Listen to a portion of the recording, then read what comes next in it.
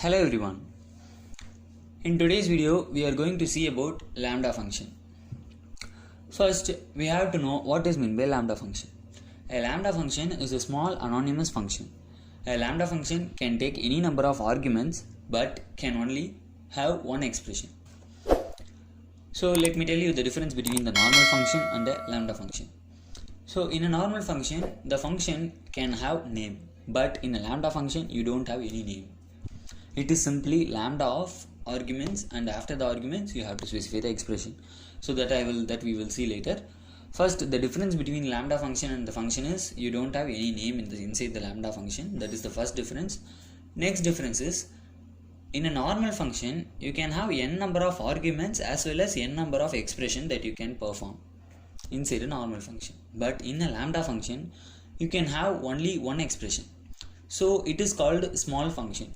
It can have only one expression. So that is the lambda function. So let's go and see the syntax of lambda function. I have declared the lambda function and I have stored the lambda function inside the variable k. So this is not a syntax. Let me come to the syntax.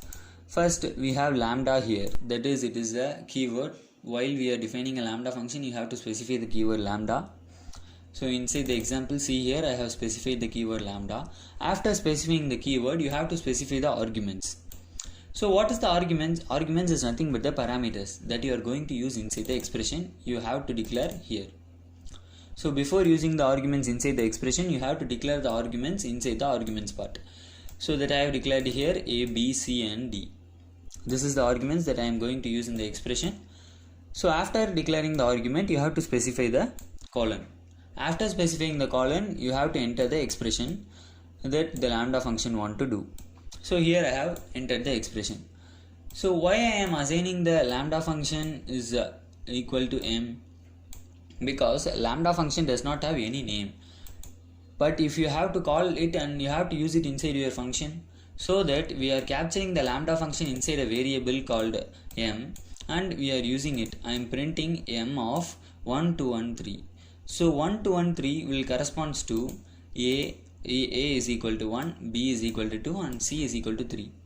Now error will appear because we haven't specified d. So in this way d is assigned to 4.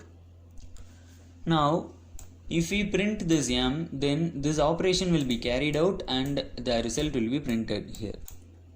In this way you can use the lambda function inside your program. Let's code it and check. First I am assigning a variable m is equal to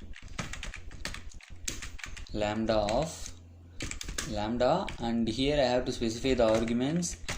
Let me specify just 2 arguments. After specifying the arguments I have to specify the colon, and after that I have to specify the expression. So in this way I am defined the lambda function. Now I am going to call it inside my program.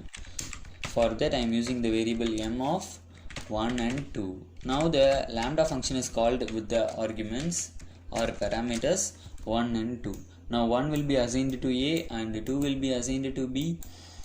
After assigning, the result will be carried out, that is 3 will be printed. For printing I am printing here print m of 1. Now I am running the program, saving it as 12th program.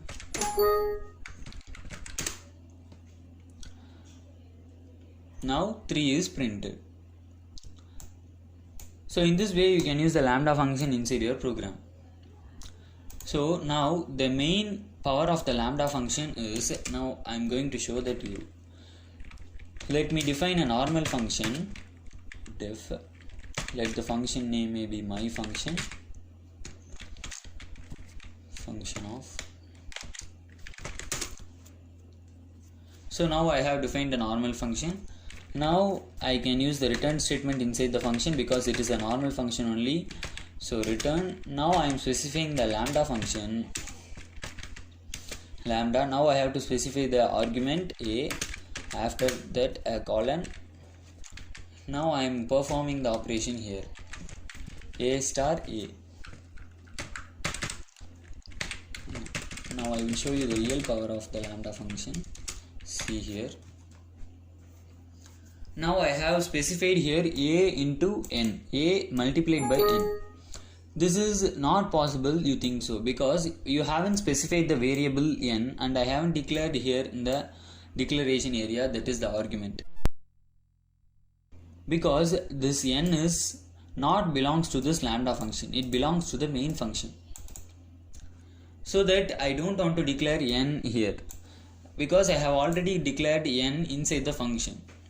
So now what is my job is to call the function with some argument. That is, I am calling the function with an argument called 2. Now what will n will be assigned? N will be assigned to 2 because I am calling the function with 2. So 2 will be captured by n. Now n will be assigned to 2. Now I am capturing this my function into a variable called y. Let the variable name may be anything. So now here I have specified the variable y. Y is equal to my function of 2. What this will do means n will be assigned to 2, but a we haven't specified anything to the variable a. So now this statement, what it means, see here I will show you. Y is equal to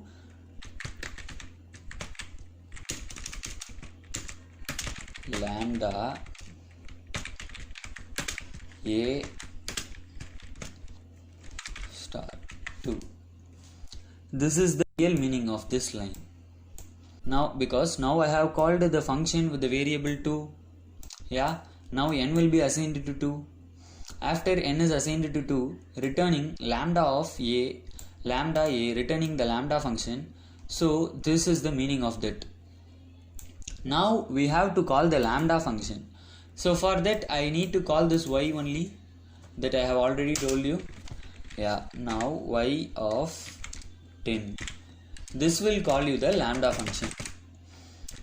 So now I am printing while calling y is equal to 10. Now what this will assign? This will assign a is equal to 10 because only one argument I have declared here. So that I have to specify only one argument.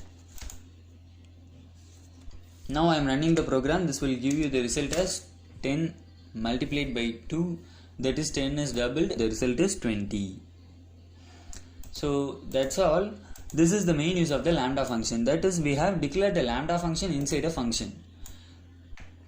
So you can use the lambda function like in this way. This is a very efficient way to use the lambda function. So today we have learned the lambda function. In the next video we will learn more stuffs in Python. So if you haven't subscribed this channel, subscribe this. Thank you for watching the video.